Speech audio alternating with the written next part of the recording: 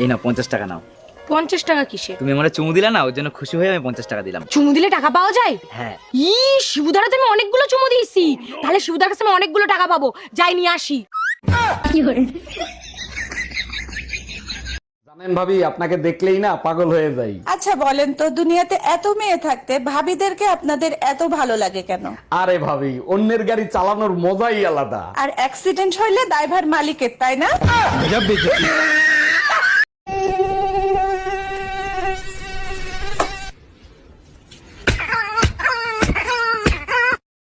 দেখছো আমার বাপ 10,000 টাকা দিয়ে শাড়ি কিনে দিচ্ছে, তুমি তো কোনোদিন কিনে দিলা না। তোমার বাপ বড় লোক মানুষ, 10,000 কেন 20,000 দিয়েই কিনে দিতে পারে। দামি শাড়ি তো কিনে দিতে পারবা না। এবার বলো কেমন লাগতেছে আমারে? ভালোই লাগতেছে, কিন্তু ঠিকমতো ম্যাচিং হয় নাই। ম্যাচিং ব্লাউজ এখনো বানাই পারি নাই, তাই ম্যাচিং হয় নাই। আমি ব্লাউজের কথা বলি নাই, চেহারার কথা বলছি। আরে ভাবি, বহু বছর পর দেখা, তারপর বলেন কেমন আছেন? বাচ্চা কাচ্চা কয়টা? অরুণ ভাই ভালো আছি, বাচ্চা কাচ্চা 11টা, আরেকটা আসিতেছে। বলেন কি, তাই নাকি? আপনার জমিন তো দেখি অনেক উর্বর, অনেক ফসল হয়। আরে অরুণ ভাই, শুধু জমিন উর্বর না, আমার কৃষক অনেক পরিশ্রম করে। ইয়া ইয়া ইয়া ইয়া ইয়া ইয়া ইয়া ইয়া। এই শুনছো? এদিকে এসো তো। এই টাকাটা ধরো আর যাও তো তাড়াতাড়ি বাজারের থেকে আমার জন্য সুন্দর দেখে একটা লাল ব্লাউজ নিয়ে আসবা। আচ্ছা ঠিক আছে। বলছি তোমার সাইজ কত গো? কেন তুমি আমার সাইজ জানো না? এইটুকু না, এইটুকু নেই, তবে কি এইটুকু নেই?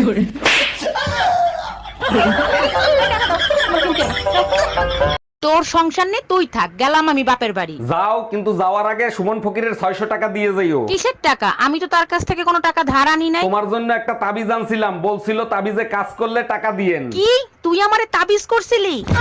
স্যার আমি একটা ব্যাংক অ্যাকাউন্ট খুলবো, আমাকে একটা ব্যাংক অ্যাকাউন্ট খুলে দেন। ভোটার আইডি কার্ড আর জন্ম নিবন্ধন দেন, এক্ষুনি অ্যাকাউন্ট খুলে দিচ্ছি। স্যার ভোটার আইডি কার্ড তো আছে, কিন্তু জন্ম নিবন্ধন তো নাই। জন্ম নিবন্ধন ছাড়া অ্যাকাউন্ট খোলা যাবে না, যান আগে জন্ম নিবন্ধন করে আসেন। বিশ্বাস করেন স্যার, আমার জন্ম হয়েছে, আর তাও যদি বিশ্বাস না হয় আপনি আমার বাসায় গিয়ে জিজ্ঞেস করেন। এই কই গেছিলা তুমি? টুম্পা ভাবির কাছ থেকে 1 কাপ চিনি আনতে গেছিলাম। বাসায় বয়ম ভরা চিনি থাকে, তুমি পাশের বাসার ভাবির কাছ থেকে চিনি আনতে গেছো কেন? আমাদের ঘরের চিনি মিষ্টি কম, তাই ভাবির কাছে গেছিলাম। আজকে এমন পিটান পিটাবো, ঘরের লবণ তোমার কাছে চিনির মতো লাগবে। ম্যাডাম, আপনাদের তালাকের পেপার রেডি হয়ে গেছে, এবার আপনাদের বয়স বলেন। যখন আমাদের বিয়ে হয়েছে তখন আমার জামাইয়ের বয়স ছিল 25 বছর আর আমার বয়স ছিল 18 বছর। আরে ম্যাডাম, আপনাদের বিয়ের বয়স জানতে চাই নাই তো, বর্তমান বয়স জানতে চাইছি। বর্তমানে বিয়ের বয়স দ্বিগুণ হয়েছে, জামার বয়স 50 বছর, আমার বয়স 36 বছর। ও ভাবি, শুনলাম আপনি নাকি আমারে খুঁজতেছেন, কিছু বলবেন নাকি? অরুণ ভাই, আপনার গার্লফ্রেন্ড আছে না রুম্পা, তারা দেখলাম একটা ছেলের সাথে ঘুরতেছে। আরে ওটা রুম্পার বেস্ট ফ্রেন্ড রোমিও, ওর সাথে কালকে ফুচকা খাইতে গেছিল।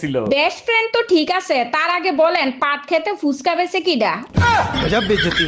ঠিক আছে আম্মাজান, চলে যাচ্ছি, ঈদের ছুটি পেলে আপনার মেয়েকে নিয়ে আবার আসবো। ঠিক আছে জামাই, সাবধানে যাও, দোয়া করি তোমরা যেন সারা জীবন সুখে শান্তিতে থাকো। আম্মাজান, আপনার দোয়া কবুল হবে যদি আপনার মেয়ে আপনি রাইখে দেন। আরে জামাই, এগুলো কি বলো? শান্তিতে তো আমাদেরও থাকতে হবে, তাই না? অনেকদিন তো ফোনে কথা বললাম, তোমার কি আমার সাথে দেখা করতে ইচ্ছে করে না?